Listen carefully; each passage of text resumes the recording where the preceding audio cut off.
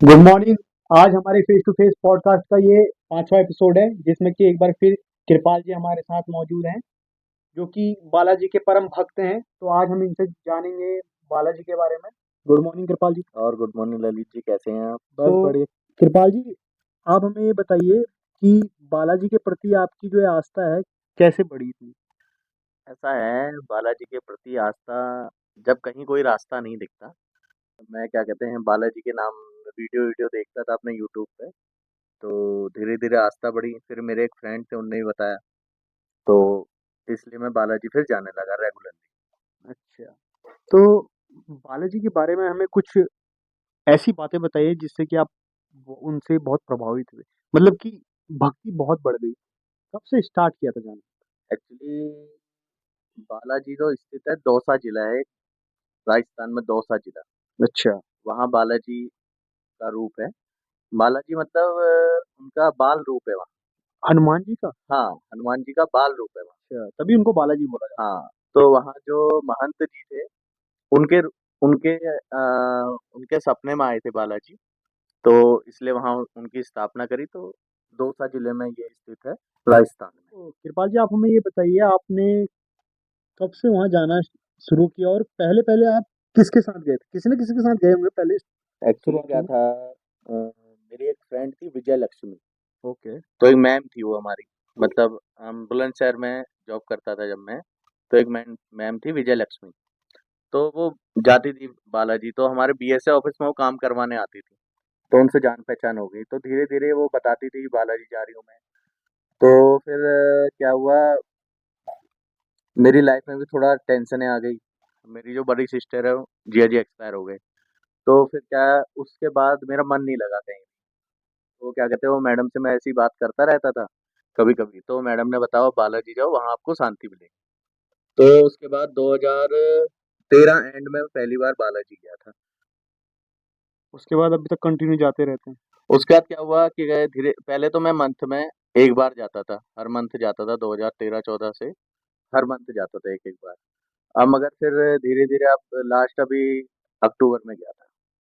अच्छा, मतलब कंटिन्यू आप हर मंथ जाते थे स्टार्टिंग 2013 से? 13 से 2017 तक तो हर मंथ गया हूँ लगभग। हर मंथ। हाँ उसके बाद थोड़ा फिर गैप आ फिर गया। मैरिज वगैरह होगी, फिर धीरे धीरे कभी कभी जाते थे। ओके। तो वहाँ हमें एक मंदिर बार किस, मंदिर प्रकार से है वहाँ? कितना एक्चुअली फैला हुआ है? कितनी, मतलब कितने भक्तगण आते हैं वहाँ हर दिन? क्या है? एक्चुअली क्या है, बालाजी जो है दौसा जिले में, राजस्थान में, वहाँ क्या है, वो जो बालाजी की प्रतिमा है, उनके दिल में एक छेद है, ओके। तो वहाँ से रेगुलरली पानी आता रहता है। तो वहाँ सुबह शाम छींटे लगते हैं, छींटे मतलब उस पानी को उस फेंका पानी जाता के छींटे लगते हैं आरती होने के बाद है? ओके। सभी भक्तों में।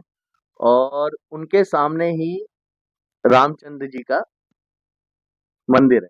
तो ओके। वो इसलिए बनाया मंदिर कि क्या कहते हैं, हनुमान जी रामचंद्र जी के मेन भक्त थे। हुँ। तो उसमें क्या था, हनुमान जी चाहते थे मैं जब भी आँख खोलूँ, मुझे सामने रामचंद्र जी दिखाई, हुँ। श्री रामचंद्र जी जी, दिखाई आप दे। ये मुझे बताइए, मतलब आपकी ज़िंदगी में उनकी जो कृपा दृष्टि रही, कैसे रही है? मतलब आपने जो माँगा उनसे, वो आपको प्राप्त हुआ? उसके बाद आपकी, मतलब उनके साथ जो बातचीत एक होता है कि भगवान से बोलते हैं, किसी और से बातचीत करके क्या फ़ायदा? आप करनी है बातचीत तो भगवान से करो, माँगना है तो उनसे माँगो। मैं आपको बताऊँ, जब मेरे जीजा जी एक्सपायर हुए थे 2014 में, अप्रैल 13 की बात है, उसके बाद मैं गया था वहाँ, तो मन तो आसान था ही। अच्छा, मम्मी-पापा भी वो हो गए थे थोड़ा, फैमिली। हुँ।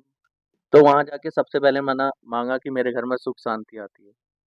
तो धीरे-धीरे वहाँ क्या है, वहाँ से जाके सबका माइंड थोड़ा डाइवर्ट हुआ, सब अपने काम में बिज़ी हो गए धीरे-धीरे। फिर मैं दोबारा गया तो मैंने भगवान से माँगा, बालाजी से, कि मेरी सिस्टर, जो दूसरी सिस्टर है, अच्छी जगह उसकी मैरिज हो जाए। तो मेरे हाथों ही मैरिज हुई, मैंने ही लड़का ढूँढा, सब मैंने ही किया। और फिर उसके बाद सब काम हो गए, फिर उसके बाद मैं अपनी वाइफ़ के साथ भी गया। तो हम वहाँ पहली बार जब गए थे, तो मेरी वाइफ़ ने, वहाँ क्या है, पत्थरों से घर बनाते हैं। अच्छा, अच्छा।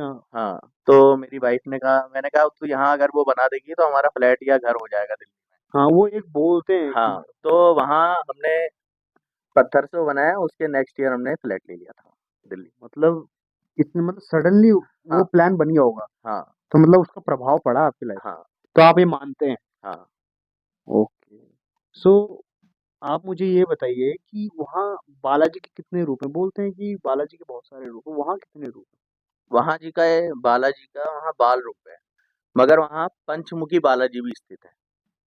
बालाजी के सामने एक पहाड़ पे वहाँ पंचमुखी बालाजी हैं, मतलब 5 मुँह वाले बालाजी। ओ, तो वहाँ भी जाते हैं लोग जो बालाजी के नीचे दर्शन करके, वहाँ पंचमुखी बालाजी पे भी जाते हैं। वहाँ प्रेतराज सरकार भी है। मतलब एक बार डिटेल में बताएंगे आप इसके बारे जैसे किसी बंदे पे भूत प्रेत आप जादू टोना ये सब होता है, में? ओके। तो वहाँ क्या है, अगर किसी अंदर बंदे के अंदर ऐसा होता है, प्रेत आ गया, प्रेत आत्मा आ गई किसी आत्मा के आ हाथ में, गई या तो वहाँ अपने आप खिल जाती है।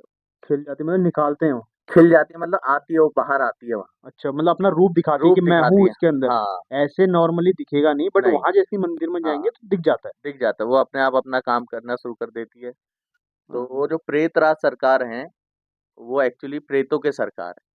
तो वो भी बालाजी का है रूप? वो बालाजी का ऊपर उनका मंदिर है, वो भी रूप है वो मतलब? भी रूप है उनके। तो मतलब वो बालाजी के रूप में प्रेतराज सरकार हुई एक अदालत जिसे कहते हैं, अच्छा। प्रेतों के राज। तो वहाँ ऐसे जब आप गए होंगे कभी भी, क्या स्टार्टिंग में गए थे तो आपने ऐसा देखा था वहाँ जो कि? तो वहाँ एक्चुअली मैं गया था, तो बहुत मैंने ऐसे देखा जैसे जिसके अंदर कुछ आता है। वहाँ एक स्थान है, वहाँ जो महंत थे, जिनके सपने में बालाजी आए थे, उनकी समाधि स्थल है। तो समाधि स्थल के आप चक्कर लगाते हैं, तो समाधि स्थल में आपको वहाँ जलेबी मिलती है। तो वो जले अगर किसी बंदे के अंदर कुछ आता है ऐसा, तो अगर वो जलेबी खा ले, तो उसकी आत्मा निकल जाती है, दूषित आत्मा जो उसके अंदर है या कोई परेशानी है, वो जलेबी खा के ठीक हो जाते हैं। उसका मतलब निवारण होता है उससे। निवारण होता तो कृपाल जी, जैसे कि आपके बातों से और आपके जो बातचीत है उससे पता चल रहा है कि आप भगवान में बहुत आस्था रखते हैं, है। खास करके बालाजी में। हुँ, तो मैं एक क्वेश्चन पूछना चाहता हूँ हाँ जी, आपसे। हाँ जी। जैसे कि पहाड़ों में हुँ, जब कोई भी गाड़ी जाती है तो उसमें जितने भी पैसेंजर होते हैं, कहीं पर अगर बीच में हुँ, कहीं पर मंदिर आ जाता है, हुँ, तो पक्का वहाँ मतलब नतमस्तक करता है अपना, मतलब प्रणाम करता है जो भी है गाड़ी के अंदर से, या भेंट चढ़ा देता है।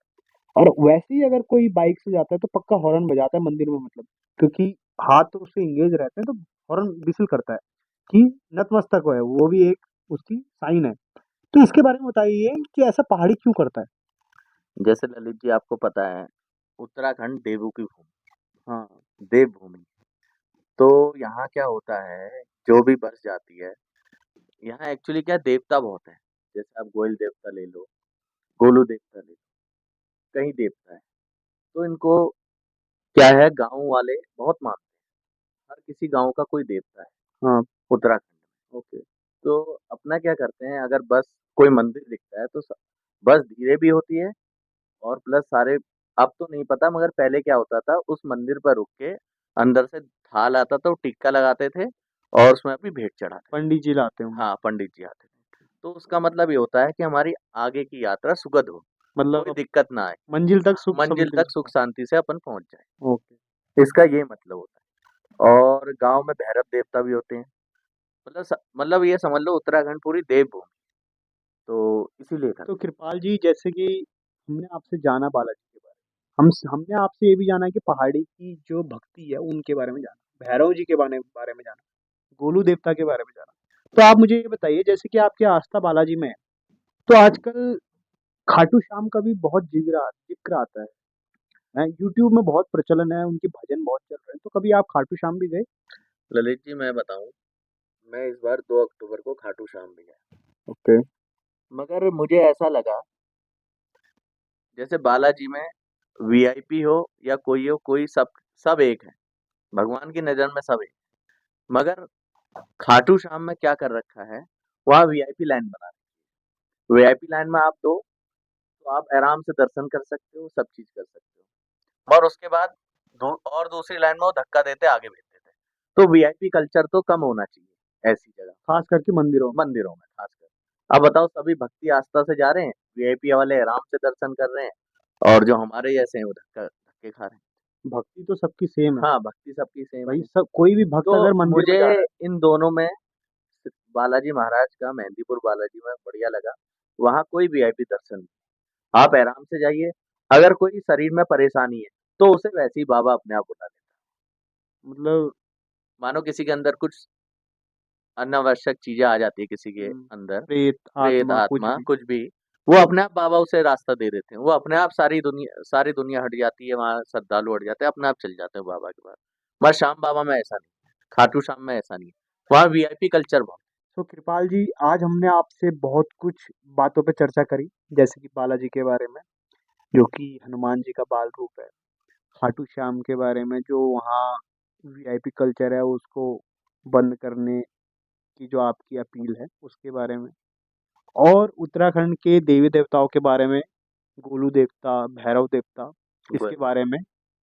तो हमने आपसे बहुत कुछ सीखा, और आप जब से बालाजी गए आपको वहाँ से सुख शांति प्राप्त हुई, उसके बारे में भी हमने आपसे चर्चा करी कि कैसे आपको वहाँ से फल की प्राप्ति हुई, कैसे आपका मन शांत हुआ, और कैसे आपकी मनोकामनाएं वहाँ से पूरी हो रही हैं। तो थैंक यू कृपाल जी कि धन्यवाद आपने ललित जी। अपना ज्ञान हमसे बांटा। Thank you. धन्यवाद ललित तो जी। आज हमारे फेस टू फेस पॉडकास्ट का 5वां एपिसोड था, जिसमें कि हमने कृपाल जी से बालाजी के बारे में जाना, जो कि हनुमान जी का बाल रूप है, और उत्तराखंड के देवी देवताओं के बारे में जाना, और हमने खाटू श्याम बाबा के बारे में भी थोड़ा बहुत जाना। थैंक तो यू।